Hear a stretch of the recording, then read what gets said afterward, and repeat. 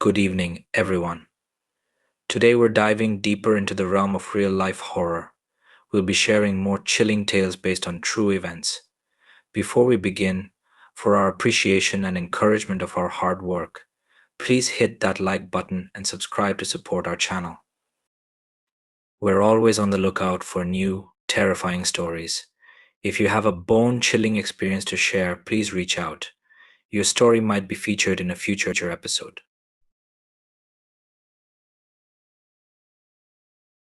So, I've been meaning to share this strange experience I had one night in Texas. It still gives me chills thinking about it. I'm not really a believer in the supernatural or anything like that, but what I saw that night was just unsettling. It all started a few months ago when I was hanging out with some friends. We were bored, and one of them suggested we check out the old graveyard just outside town. It was late, probably around midnight, but we were feeling adventurous. We grabbed some flashlights and headed out, laughing and joking as we walked. When we arrived at the graveyard, it was darker than I expected. The trees surrounding it creaked in the wind, and the moonlight barely pierced through the branches. The air was still almost heavy, but we were too busy goofing around to notice. We wandered through the rows of tombstones, joking about how creepy it was, and I have to admit, I felt a bit of that adrenaline rush you get when you're doing something a little risky. After a while, we came across this old, cracked tombstone that looked like it had been there for ages. It was mostly covered in moss and dirt, and it gave off a really eerie vibe. My friend Dave dared me to knock on it 3 times. I was hesitant, but I didn't want to look like a coward, so I went for it. I knocked on the stone, and nothing happened. Just as I was about to laugh it off, we heard something in the distance, a rustling sound coming from the edge of the graveyard. We all froze, our laughter fading. What was that? I asked, trying to sound casual, but I could feel my heart racing. We shone our flashlights toward the sound, but it was hard to see anything through the trees. Maybe it's just a raccoon or something, Dave said, but I could tell he was just as freaked out as I was. We decided to investigate, creeping toward the sound. As we got closer, the rustling stopped. The stillness was almost deafening. I felt a knot forming in my stomach. I was about to suggest we head back when I caught a glimpse of something moving near the edge of the graveyard. It was just outside the beam of our flashlights, but it was definitely there, a shadow, tall and slender, swaying slightly as if it was waiting for something. "Did you see that?" I whispered, my voice barely above a murmur. Dave nodded, eyes wide. We all stood frozen, staring at that shadow. It was too dark to make out any details, but it felt like it was watching us. "Let's go check it out," Dave said, trying to sound brave, but I could hear the tremor in his voice. Against my better judgment, we moved closer, our flashlights trembling in our hands. The closer we got, the more the figure seemed to blend into the darkness. It felt wrong, like whatever it was didn't belong there. When we were just a few yards away, I shouted, "Hey, who's there?" My voice echoed off the tombstones, and for a moment everything was silent. Then, just like that, the figure turned and darted deeper into the trees. Panic surged through me. What the hell was that? I said, backing away. "Should we follow it?" Dave asked, his voice shaky. I couldn't believe he even suggested it. My gut told me to get the hell out of there, but curiosity took over. We all exchanged nervous glances, then reluctantly decided to follow it. We moved cautiously through the graveyard, trying to track the figure. But as we reached the tree line, the sounds of rustling returned.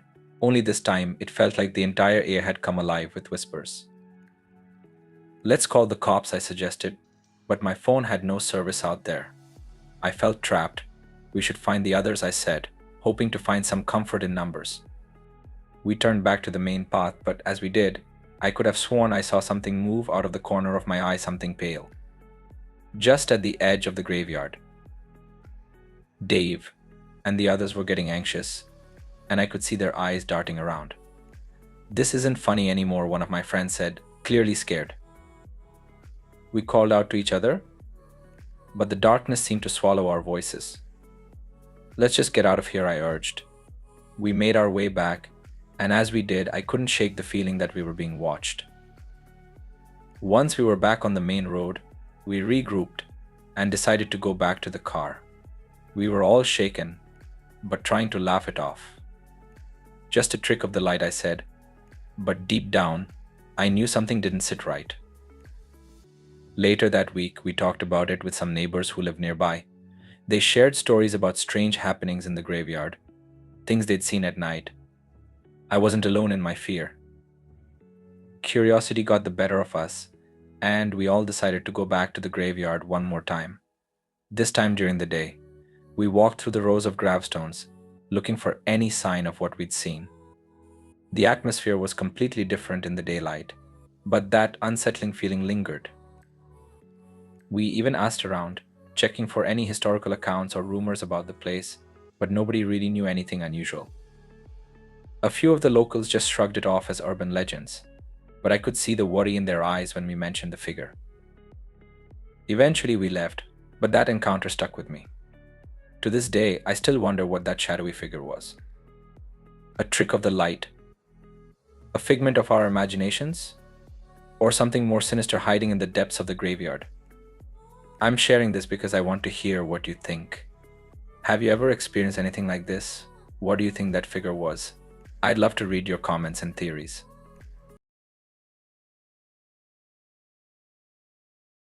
There's an unsettling experience that's haunted me since last winter, and I feel compelled to share it. It all began during one of my night shifts at the local supermarket, a place I thought was perfectly safe. I worked as a cashier and often took night shifts to earn extra money. Most nights were uneventful, just me and the hum of fluorescent lights filling the aisles. The store would close to regular customers around 10 p.m., leaving only a few employees behind to restock and clean. One quiet Saturday night, I was stationed at my register, scanning items for a couple of late-night shoppers. The store felt almost eerie, with the faint sound of beeping and the occasional rustle of a plastic bag. As I worked, I couldn't shake the feeling that I was being watched. Glancing up, I spotted something unusual at the far end of the aisle, a figure standing motionless. When I focused, my heart sank. It was a clown, complete with a bright red nose and a colorful wig. I blinked, hoping I was just exhausted and seeing things. But there it stood, unblinking, staring directly at me with a smile that felt wrong. I tried to dismiss it, focusing instead on my customers. But the image of that clown lingered in my mind, an unsettling presence that made it hard to concentrate. After the couple left, I took a deep breath and tried to push the thought away. Then I heard a soft giggle echoing from the back of the store. My heart raced. It was a low, childish laugh that sent chills down my spine. I couldn't ignore it. I peeked around the corner of my register, half expecting to see the clown again. But the aisle was empty. Feeling unnerved, I decided to call my manager. When I explained what I had seen, she chuckled, thinking someone was just playing a prank. I felt a mix of embarrassment and relief, but couldn't shake the unease in my gut. After hanging up, I tried to refocus on my duties. But soon, I spotted the clown again, this time standing in the snack aisle, holding a bag of chips. My heart pounded. I blinked, and in that split second, it vanished. Panic surged through me. I quickly picked up the store phone and called security. My voice trembled as I explained everything. They assured me they would check the store. I waited anxiously, glancing around, feeling like the air was thick with tension. Minutes later, two security guards arrived. I pointed them toward the snack aisle, my heart racing with hope that they would find the clown. But when they searched, there was nothing. They looked at me with confusion, trying to reassure me it was probably just a prank or my imagination. Now officially on edge, I returned to my register, trying to calm myself. Just as I was about to relax, I caught a glimpse of something in the reflection of the register screen. There it was again, the clown, now standing right behind me, grinning wide. My heart raced. I whipped around, but it was gone. The store felt like a maze, every aisle hiding something sinister. I could barely concentrate on my work, and the clock ticked down painfully slow. Just when I thought I might make it through the shift, I heard that giggle again, louder this time, echoing through the empty aisles. Then I spotted a flash of color darting around the corner of an aisle. My heart raced. I turned and saw the clown again, this time blocking my way. Its grin stretched unnaturally wide, and I felt paralyzed with fear. I took a step back, my instincts screaming for me to run. I turned and bolted toward the front office, but the clown was right behind me, its footsteps echoing in the empty store. I could feel my pulse pounding in my ears. I sprinted past the registers and out the front door, gasping for breath as I reached my car. I locked the doors, heart racing, feeling like I had narrowly escaped something terrifying. The next day I spoke with my manager again, but she still dismissed my fears. When I mentioned calling security, she became more serious. They checked the surveillance footage, but found no evidence of a clown anywhere in the store that night. I felt a wave of confusion wash over me. Even now, I can't shake the memory of that night. I still work at the supermarket but avoid night shifts whenever I can. If you've ever had an experience that left you genuinely terrified in a place you thought was safe, I'd love to hear your stories. It's a reminder that sometimes the things we least expect can turn our worlds upside down, and not everything can be explained.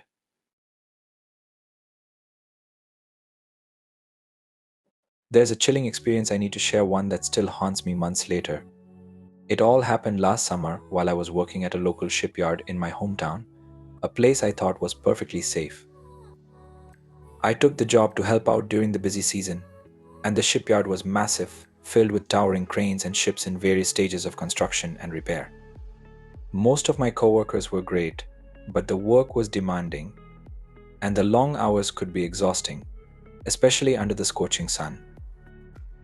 One afternoon, I was tasked with organizing materials near one of the docks. It was a hot day, and I remember feeling lightheaded from the heat. I was focused on my work when I noticed a man lingering at the edge of the yard. He looked out of place, older, with a scruffy beard and clothes that seemed to have seen better days. He stood there, watching me. At first, I tried to ignore him, thinking he might just be a local who wandered in. But as I continued working, I couldn't shake the feeling that his gaze was fixed on me. It was unsettling. I glanced over a few times, and he was still there, just watching. I attempted to concentrate on my tasks, but the unease gnawed at me. After a while, I decided to take a break and headed toward the main building for some water. That's when I noticed he had moved closer, now leaning against a pile of metal scraps. My heart raced. I forced myself to walk past him, pretending I wasn't scared.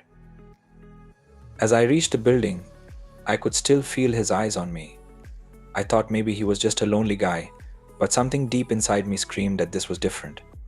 After grabbing my water, I returned to my work area, desperately trying to shake off the discomfort. Later that afternoon, while stacking supplies, I heard footsteps behind me. I turned around, and there he was again, now only a few feet away. I could see his face more clearly. His eyes looked glassy and unfocused, like he wasn't fully present. At that moment, I felt a surge of panic and tried to keep my cool. "Do you need help?" I asked, hoping to defuse the situation. That's when he finally spoke, his voice shaky and uneven. He muttered something about the yard and how things aren't what they seem. I had no idea what he meant, but my fear intensified. I instinctively took a step back, trying to create distance between us. Suddenly, he grew agitated, shouting that I shouldn't be there and that I was in the wrong place. My heart raced and I wanted to run, but I forced myself to stay calm.